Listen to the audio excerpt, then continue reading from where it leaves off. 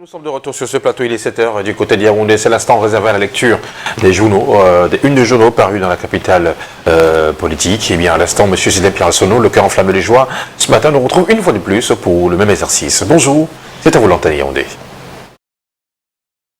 Bonjour Thierry Carole, bonjour également à Sofane. Effectivement, je vous accueille le cœur enflammé de joie comme d'habitude.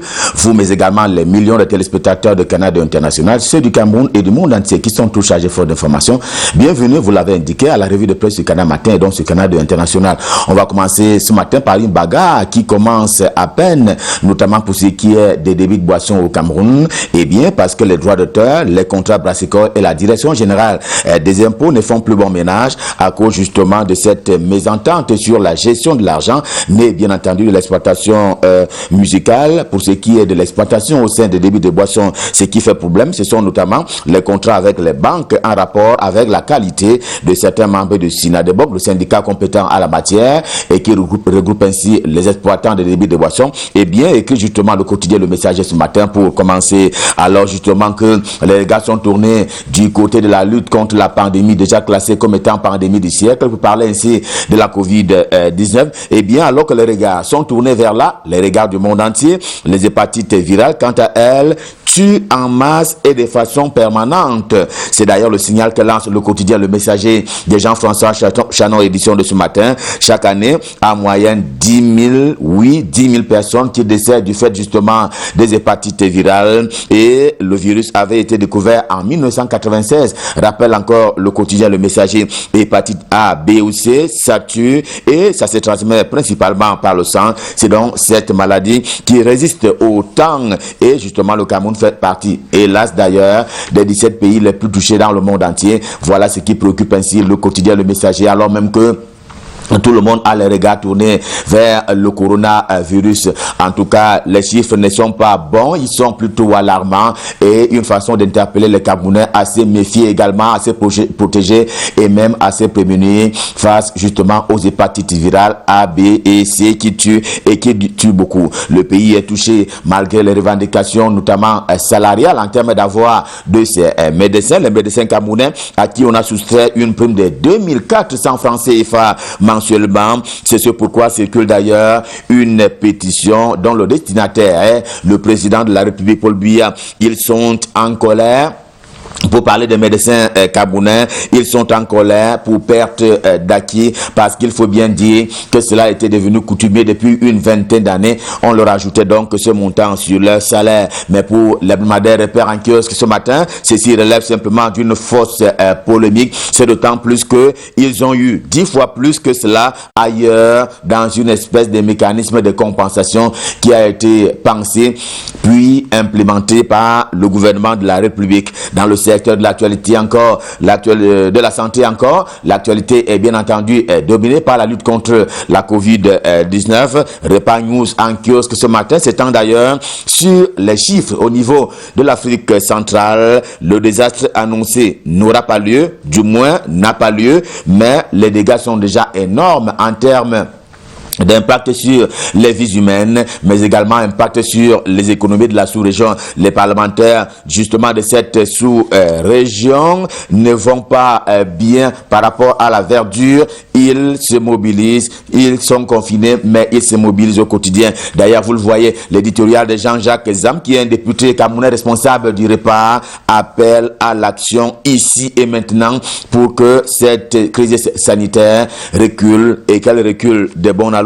Crise sanitaire pour laquelle le Panafricain Plus, également en kiosque ce matin, ne voit pas d'un bon oeil la gestion financière qui est faite par le ministre camerounais en charge de la santé publique, Manaouda Malachi. Le simple fait, dit-il, qu'un audit a été instruit par le Premier ministre chef du gouvernement Joseph Dion Ngouté signifie présomption de cache-nez sur surfacturation et dysfonctionnement dans la gestion. Plus d'une fois, le membre du gouvernement s'est expliqué là-dessus, montrant que c'est la transparence selon le journal, également Le Temps en kiosque ce matin, qui gouverne cet argent, pour parler de l'argent qui est destiné à la lutte contre la COVID-19 au Cameroun. En tout cas, la deuxième une du journal Le Temps ce matin précise avec un certain nombre de données qu'il y a les faits et les chiffres qui parlent d'eux-mêmes, et cela est à mettre à l'action active du ministre Manaouda Malachi de la Santé publique, entre construction et réhabilitation, entre acquisition de médicaments et financement de la recherche pour faire reculer la pandémie au Cameroun. Tout est dressé par région selon un calendrier que propose justement le journal Le Temps en kiosque ce matin. En page 11 de ce même journal, il y a cette audience accordée à un certain nombre de jeunes et c'est une audience qui a été accordée par le ministre délégué auprès du ministre de la Justice, Jean de Dieu Momo. Il a donc accordé cette audience-là aux parlementaires jeunes camerounais. Question d'échanger précisément sur la vie institutionnelle camerounaise. Mordicus, également en kiosque ce jour, affiche dans cette arène politique, sans lui forcer la main, que Paul Biya, le président camerounais, tarde à appuyer sur la gâchette afin que tombe ces remaniements ministériels, un remaniement ministériel que les uns et les autres scrutent tantôt dans le ciel, tantôt dans les eaux, tantôt sur la terre. La revue du Patriote s'intéresse aux à côté du président de la République, Paul Biya, allusion faite justement au véhicule présidentiel. L'on s'entend alors dire qu'il y a eu une nouvelle crevaison du véhicule présidentiel. En tout cas, selon le journal La Revue du Patriote en kiosque ce matin, il y a encore eu cet acte à tout le moins manqué. Question d'attirer davantage l'attention de ceux qui sont en charge de la sécurité présidentielle sur la qualité du matériel, notamment mobilier et même immobilier, qui appartient au couple présidentiel. Dans la mobilisation politique, voyons cette fois-là avec le journal Prospective et Nouvelles qu'il s'est tenu une réunion au domicile du ministre Philippe Mbagamboua, regroupant ministres, élus et responsables politiques du RDPC au niveau du département du Foundi, et l'occasion était donnée de parler d'une seule et même voix derrière Paul Biya et de remobiliser les chefs traditionnels de ce département, celui du Foundi, dans la perspective des élections régionales qui se profilent à l'horizon. Lui n'est plus maître de son destin. Pour parler du sous-préfet de la Lokoundje, nous sommes dans le département de l'Océan qui médite son sort dans la brigade de gendarmerie locale. Mutation, le journal de Gab, Georges Alain Boyomo le soutient dans cette épreuve, et Franck Berlin et Younom Ebanga en a vraiment besoin en l'état actuel des choses. Lui, sur qui pèse la présomption d'avoir ouvert le feu sur sa copine. C'est donc un portrait d'un sous-préfet âgé de 30 ans qui est dressé ce matin par le quotidien Mutation, et déjà, hélas, plus libre derrière les barreaux. Dans le secteur de l'économie, ce matin, Cameroun Business enseigne la participation de la diaspora camerounaise, précisément à l'économie nationale. Elle renvoie en moyenne 180 milliards de francs CFA par an sur la terre de ses aïeux. Un taux très anormalement faible comparativement aux 2000 milliards de Ghanéens à destination justement du Ghana. C'est trop faible, cette trop faible participation s'étend d'ailleurs à la participation citoyenne. C'est un peu ce qui est regretté par le journal Cameroun Business, édition de ce jeudi. Il faut peut-être lever le verrou de la double nationalité qui, hélas, empêche à quelque niveau que ce soit certains Camerounais de pouvoir renverser la vapeur. L'économie quotidienne en kiosque ce matin fait une recommandation sur le pied de guerre contre la famine, pour que le spectre de la crise alimentaire s'éloigne pour de bon du pays de Paul Biya, le pays qui a justement besoin d'importer 200 000 tonnes de riz pour garantir la sécurité alimentaire d'ici à la fin d'année 2020. Et c'est ce qui choque d'ailleurs les producteurs locaux. Le financier d'Afrique en kiosque ce jeudi provoque le système bancaire local pour parler de celui du Cameroun et même celui de la sous-région Afrique centrale, et pour cause. Le client camerounais et celui de l'Afrique centrale continuent de payer, hélas, les services institués pour être gratuits. La demande de solde, comme la mise à disposition du relevé bancaire, par exemple, eh bien, voilà des sujets à caution qui sont relevés pour le dépôt ce matin par le journal Le Financier d'Afrique auprès de certaines banques, notamment certaines banques camerounaises, comme pour provoquer lui aussi le TCS, le tribunal criminel spécial, pour parler du quotidien Émergence, édition de ce jour, qui est toujours en quête pour parler du TCS, toujours en quête de véritables retombées financières. Le quotidien Émergence s'occupe ainsi du TCS, le tribunal criminel spécial, sur la base de ce que depuis 2012, date de sa mise en route, ce sont seulement quelques 10 milliards de francs CFA qui ont été recouvrés. L'espoir était pourtant fondé à 1000 fois plus, pour parler ainsi des espoirs nourris par rapport au retour de l'argent dans les caisses publiques relativement aux victimes de l'opération dite épervier. Le quotidien B, le jour du jour, en kiosque, le journal d'Ahmad Mana adresse d'ailleurs une question de l'opération épervier. Il pleure pour dénoncer l'incarcération depuis l'année 2016 sans jamais avoir subi et connu un seul jugement, on dirait même plus, sans avoir bénéficié d'un seul jugement. Il parle le journal d'Amadou Vamoulke, l'ancien directeur général de la CRTV, qui est donc sans nouvelles des décisions du tribunal. The Guardian Post, quotidien camerounais d'expression anglaise au siège imposant. Il est en poste ce jeudi et il prétend que Human Rights Watch a encore frappé du nom de cette ONG internationale qui joue les chiens de garde autour des droits de l'homme, aussi bien au Cameroun que dans le reste du monde entier, accusant ainsi le régime de Yaoundé des violations des droits de l'homme. Mais il faut bien dire qu'en même temps, les Nations Unies recherchent les atrocités des séparatistes dans le nord-ouest et le sud-ouest camerounais afin, bien entendu, de les établir. Réalité de Paul Ngouaré Kindi est dans son ton habituel. Laissez le ministre d'État, secrétaire général de la présidence de la République tranquille.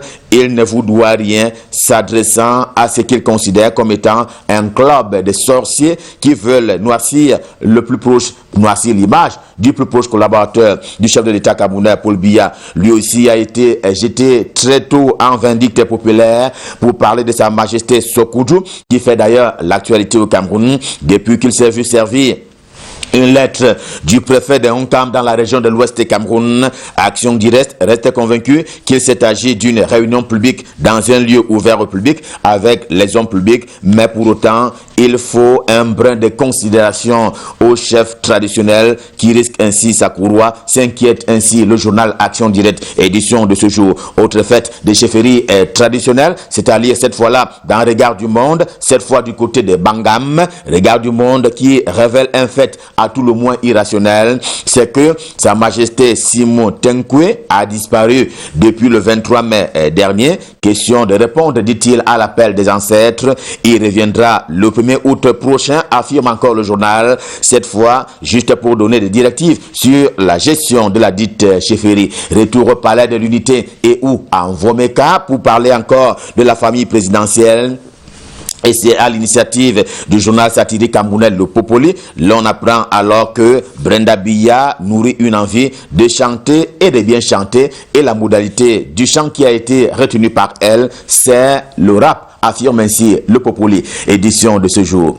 Revue de presse Made in Cameroun, édition de ce jeudi Stop Fin. Le cœur enflammé de joie, bien entendu, nous vous avons servi. Et parce que demain est férié, nous prenons rendez-vous pour lundi prochain pour la prochaine édition. Pour le moment, je vous invite à cœur joie à repartir du côté de Douala pour retrouver Soflan et Thierry Carole pour la suite et la fin de Canal Matin. Restez en compagnie des programmes de Canal International. Je m'en vais leur repasser le pouvoir. C'est à vous Soflan, c'est à vous Thierry Carole, c'est à vous Douala.